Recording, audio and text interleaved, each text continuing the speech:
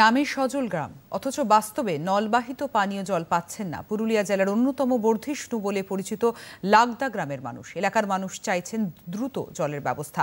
জল নিয়ে এত বড় কথা লেখা থাকলেও বাস্তবে তার প্রতিফলন না হওয়ায় হতাশ লাগদা গ্রামের সাধারণ মানুষজন। সবথেকে বেশি সমস্যায় রয়েছেন মহিলারা।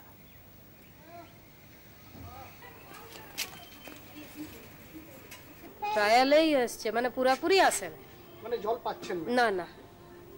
কেন আপনারা জানেন না, ওই যে বলছে এখন অনেক ঘরে কলে, কিছু কলে জল পড়ছে, কিছু নাই, ওই সারাসারি চলছে, ওইটাই জানি যে এখন সারাসারির কারণে জল পুরাপুরি আসে না, ওইটাই জানি। আশেপাশের গ্রাম তো পাচ্ছে?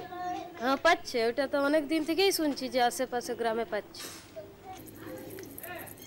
বছর পেরিয়ে গেলেও জল দিতে কেন অনীহা জনস্বাস্থ্য কারিগরি দপ্তরে, তা নিয়ে প্রশ্ন তুলেছেন স্বয়ং পঞ্চায়েত প্রধান। এ নিয়ে ছড়াচ্ছে ক্ষোভ। কন্ট্রাক্টর অনেকদিন ধরে পাইপলাইনের কাজ করেছে, অনেকদিন পাইপলাইন বসে আছে, কিন্তু জল দেওয়ার ব্যাপারে বুঝতে পারছি না কেন তার অনীহা। এবং অনেক কলে এখনো জলই পড়ছে না। টেস্টিং হচ্ছিল কিন্তু কলগুলোতে জলই পাচ্ছে না। খুব বাজে একটা কাজ করে গেছে যে কন্ট্রাক্টর।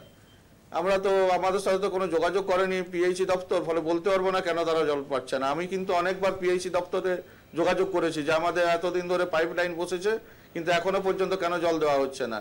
আমার এখানে একটা গ্রাম যেটা আপনার হচ্ছে বাগুড়ি গ্রাম, সেখানে কিন্তু 2 বছর আগে জল পাচ্ছে, কিন্তু আমার লাগদা গ্রামই জল পাচ্ছে না।